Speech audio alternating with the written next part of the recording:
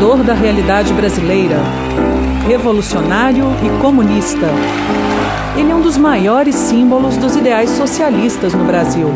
O Cavaleiro da Esperança foi um dos políticos mais perseguidos do século XX. Suas marcas continuam refletindo na sociedade. Viva o Brasil, livre, unido, democrata e progressista.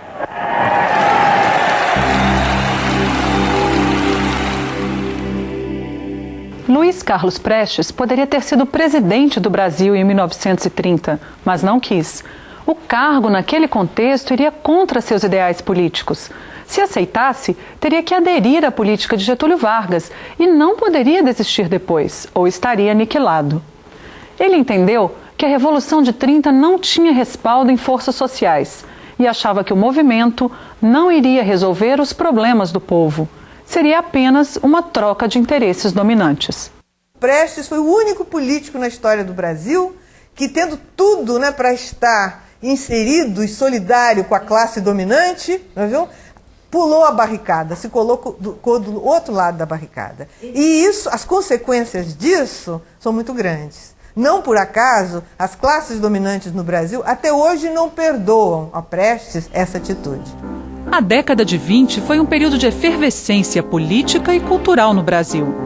A Semana de Arte Moderna em São Paulo contestou os padrões culturais e estéticos da época. Surgiu o Partido Comunista, inspirado na Revolução Russa. O levante militar no Forte de Copacabana e a Coluna Prestes lutaram contra o regime oligárquico. Prestes, carinhosamente chamado de Velho, nasceu em Porto Alegre em 1898 e formou-se em engenharia na Escola Militar do Rio de Janeiro. O mundo lutava pela democracia e, em 1924, Luiz Carlos Prestes liderou o movimento revolucionário tenentista para derrubar o presidente Arthur Bernardes.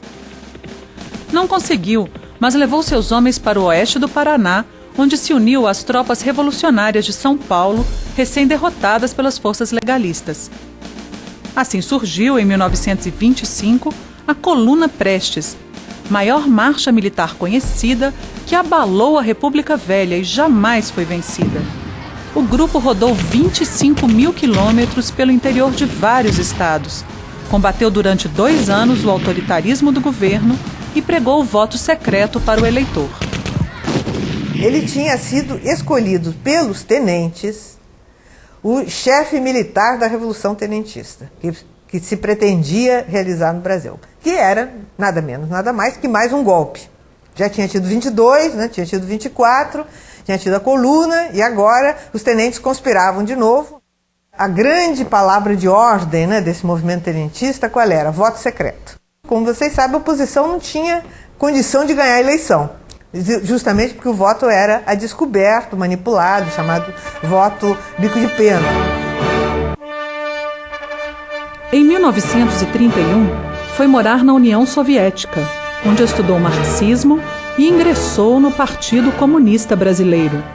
De volta ao Brasil, em 1934, foi eleito presidente de honra da Aliança Nacional Libertadora, que reuniu tenentes socialistas e comunistas descontentes com o presidente Vargas. Em 1935, um manifesto incendiário do grupo exigiu o fim do governo. O acontecimento foi chamado de Intentona Comunista. Depois do fim da Segunda Guerra Mundial, Vargas negociou a realização de uma Assembleia Constituinte.